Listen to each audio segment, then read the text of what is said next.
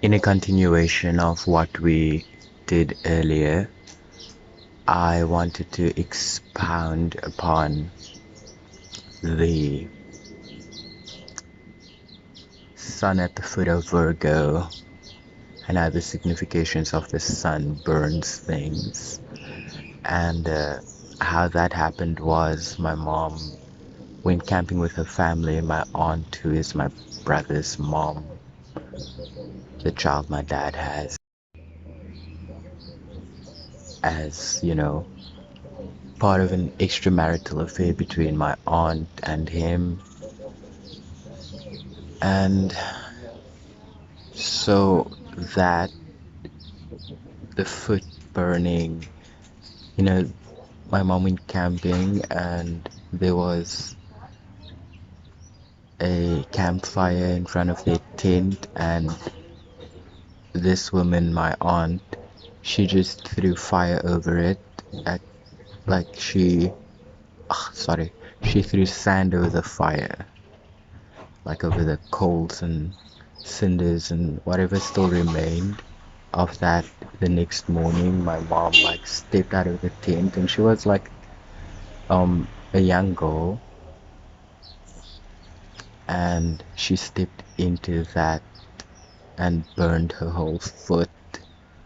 And like it was a really bad burn. She had to get obviously a lot of uh skin transplant, cartilage grafting from like behind the ears and stuff. Just, and the fact that my mom could still be like a Mars and Aquarian athlete sidereally, but yeah, tropically a Mars is in Pisces, so that's just interesting how the Sun and Mars have a relationship, and Virgo and Pisces has a relationship, and where my mom's Sun and her tropical Mars and her sidereal Mars is, when I just look at that outpour of like them trying to pour water onto it, and like whatever bucket of water was like close by for the camp purposes,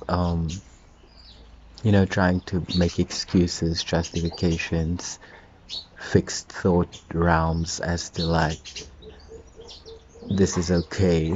And it was very, very bad, very traumatizing, just because somebody did something like very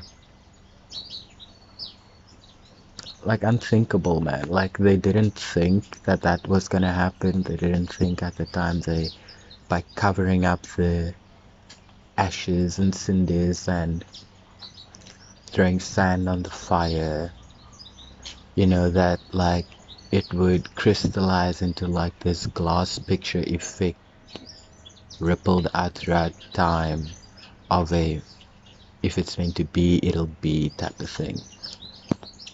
So yeah, just the whole sting of like Aquarius is an older sibling to Gemini, right? And my third has Jupiter Aquarius situation.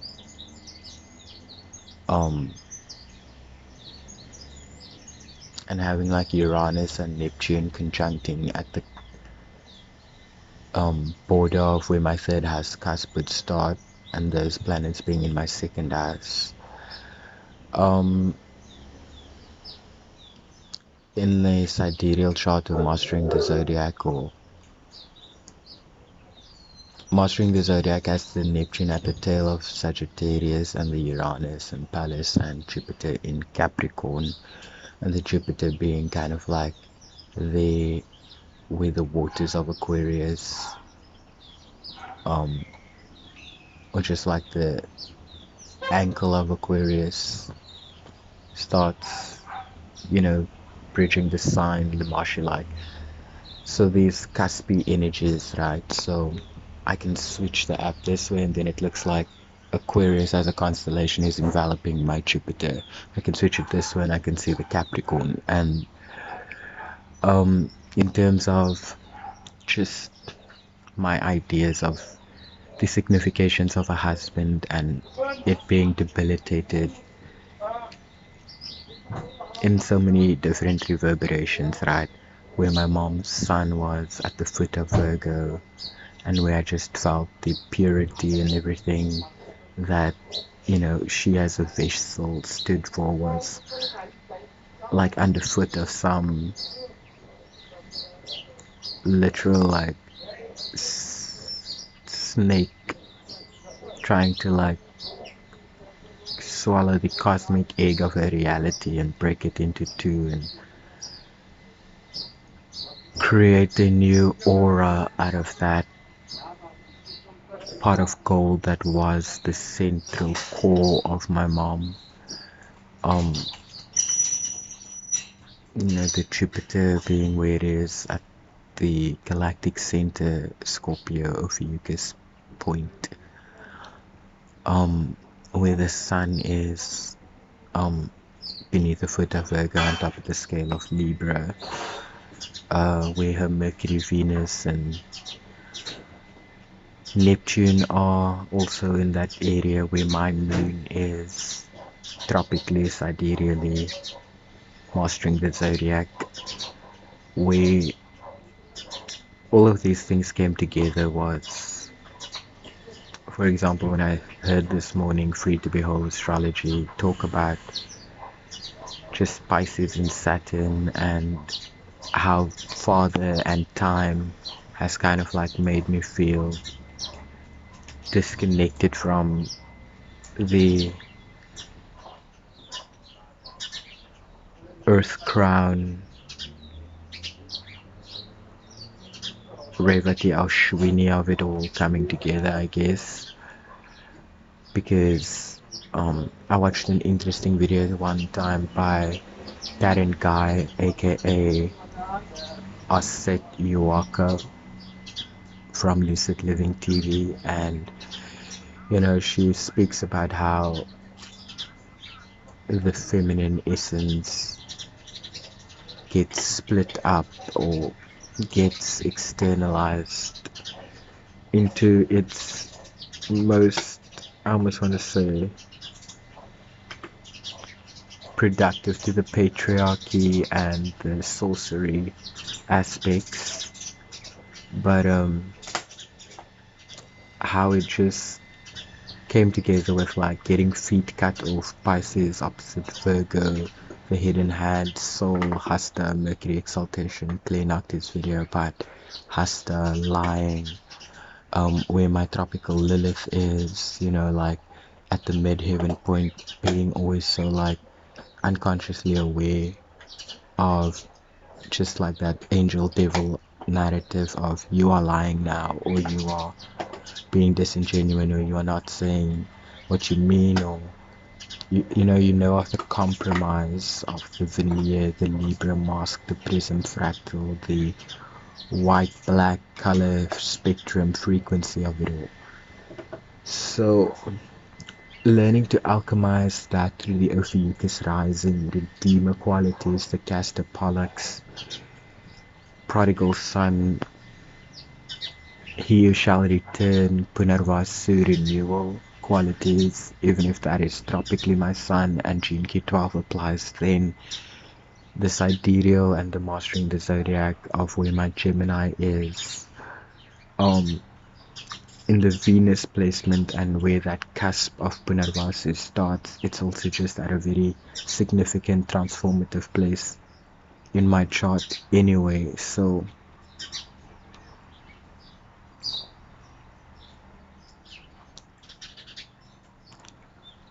it is that part of me that tries to bring the invisibility and the unseen of the 12th and 8th house into the 7th house of my sun, like that, with Mercury and Venus flanking it like that, with Saturn in the 5th house grounding it from my heart space like that, with Neptune and Uranus in the 2nd house allowing me to be the reflector for seeing the all and seeing the fractal all simultaneously and intelligently, and learning how to expand upon that with Jupiter in the third house and Pallas Athena by having righteous wisdom that is syncretous with your real time here now. And it's not about sidereal astrology, and it's not about promoting the Bible, and it's not about saying God is superior to any other philosophy that isn't from the Bible. To me, it's all been coming down to intention and that focus behind the bow of Sagittarius, and the psychosexual that you bring with your aura all the time unconsciously. Eros in, like me having Eros in Sagittarius and Cupid conjunct my moon and Lilith conjunct my midheaven, and then having the just sparkle going on my 7th house. Like, I have so many things that I can love about myself, that because I was forced to look beyond looks or what people said or what people thought or what the Medusa gaze stared as Perseus, and I'm giving my power away. Like, that is the godly judgment, that is the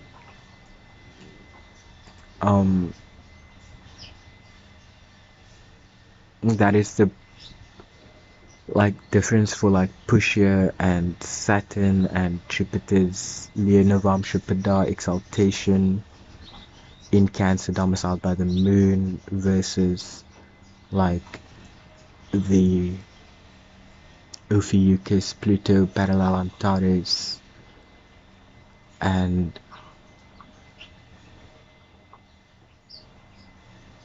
me trying to do the skipped step of like the squares to the nodes in Virgo and Pisces, and the mastering the zodiac Promethean, Taurus, Gemini, Mrigashira cusping sun that I have, being at the galactic anticenter to my Ophiuchus Pluto opposite to Orion. Orion and Rohini to me is like an Adam and Eve Exodus moment, but also like going into creation, Brahma, Adra, Rohini. I can get that part of the loop as well, and then I can turn it around. So going through the nakshatras like esoterically and backwards, right?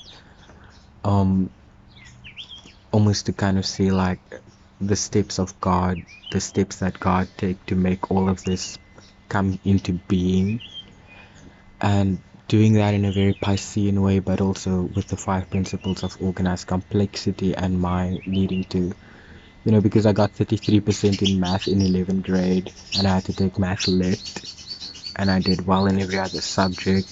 Math was the only subject that I suffered because of changing schools a lot.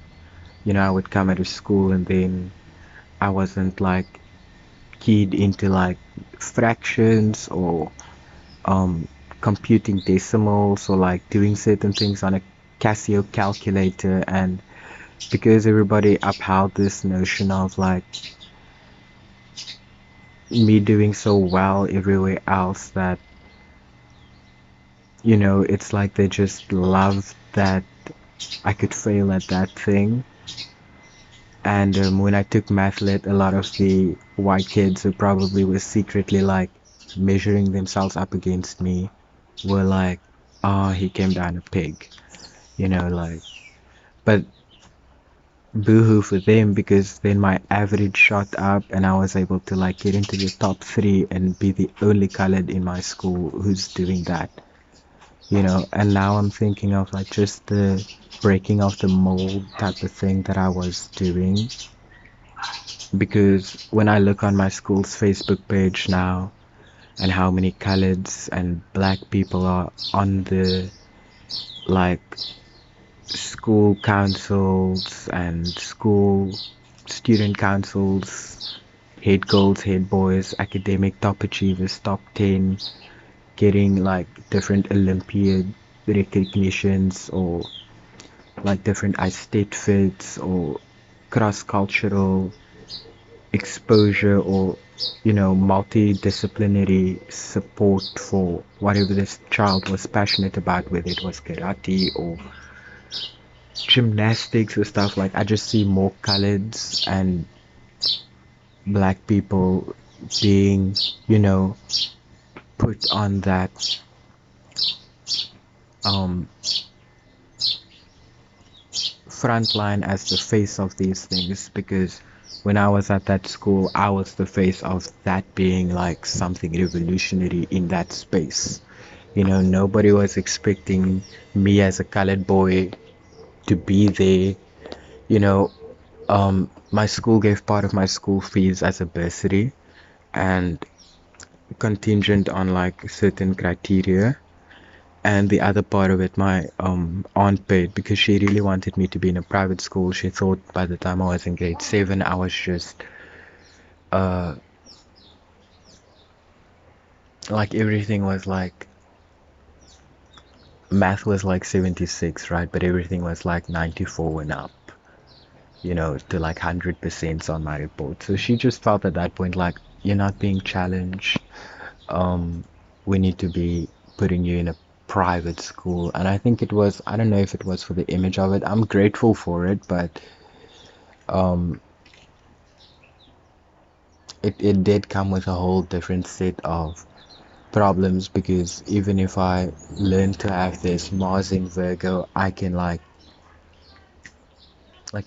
in South Africa, like we just like tell each other like gory jokes, and like in Afrikaans we would say ons kom mekaar, man. Like we just like rip each other to shreds. We like will pick you apart and get the whole class bursting out with laughter. And by the time I was grade 7, and that grade 3 to grade 6 cycle had kind of like culminated in a certain type of stance that I'm taking for myself, and the fact that grade 7 was also this Libran balance point where I was just like, okay, I'm gonna like own who and what I was, um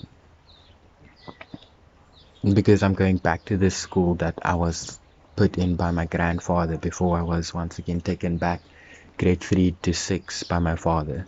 So I was back in that school in grade 7. So it's interesting, the numbers, grade half of grade 1, grade 2, and grade 7. So it's almost giving me like a 0.1367 version of like a Fibonacci or pi or some type of, it's just like thinking my ontological math, I guess, which is why I got 33%.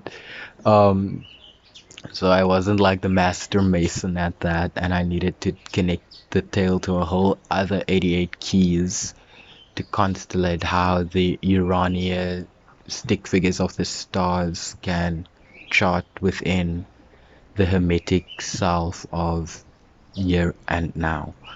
So I couldn't really relate to these things other than through stories and just being in the thick of it, and being, like a part of me seems so averse to getting hands dirty, but another part of me is also like, I I will fucking go there. I will go there when it's necessary. I'm just not about that type of life where you are going to kill me and I did not put up a fight. You know, as young as I was, as stunted as I was, somehow my Mars North Node Virgo learned how to be most efficient and learned to survive in very practical, real ways. Psychologists are going to tell you you gained hypervigilance, you did this, you did that, you had complex PTSD. Whatever it was, my Mars, Virgo, North Node, Lilith, Midheaven, 10th house energy, um, and Leo in the ninth having this sort of like, well, what does God see you are doing right now? type of thinking. And then the sun being in the 7th house and that trining to Jupiter in the 3rd and the Chiron in the 11th. You know, how I feel my own flame and my own projection field and everything that fed into the Scorpio moon swamp of self, griming up the 2nd house Capricorn with all this Neptune illusion and fraction of, you know, talking out of Uranus. And yeah, just a whole bunch of horseshit. Neptune at the tail end of Capricorn, Sag, taking a dump on it, you know, while Neptune is trying to magically see goatness out of all this. Maliocene, Lilith, Eve, Selene, Athene, Artemis, Aphrodite, Venus, Ishtar, Asherah, Inanna, Isis. Like, I'm trying to not do the dual mothership. Sam Vaknin spoke about good mother, bad mother, horror mom, ma, and devouring ma, and all the other types of Mars. That's just, you know, we need balance in all our archetypes at the end of the point. I guess Pandora's box opening up all the monsters and all the yogas, nakshatras, palaces of the moon, palace Athenas, bull's eyes of connecting the dots of Urania, Anuradha flowering, the connection of Radha to Krishna and the kiss of the Ophiuchus, and learning to alchemize the poison and be the redeemer, because as above so below, as within so without, the major of the Hermetic principle. That's what you're about. Finding God in everything, finding you are God, finding your creative power is just as good. Like, you know, picking a plant and eating it and putting the intention into what that should alchemize for in your body. That is you creating the pharmakeia, Circe circuit of the placebo effect within your own body. Your DNA, your body is the alchemical pot. It is the experiment they talk about in human design. You are the chemistry. You are the animation of the chemistry. So what do you vibe with? What do you gel with? What is corrosive? What expands you like this big bunch of foam? Jupiter, Aphrodite, Cancer, Venus, Mercury, whatever it is. And it's about, like, you know, me speaking this way. It isn't about dismantling, although it should be to a certain extent. But the words that we use, we shouldn't be looking back and being like, the reverberations of how I spoke to myself, even when I thought it was me having positive self-talk. You know, there's things now of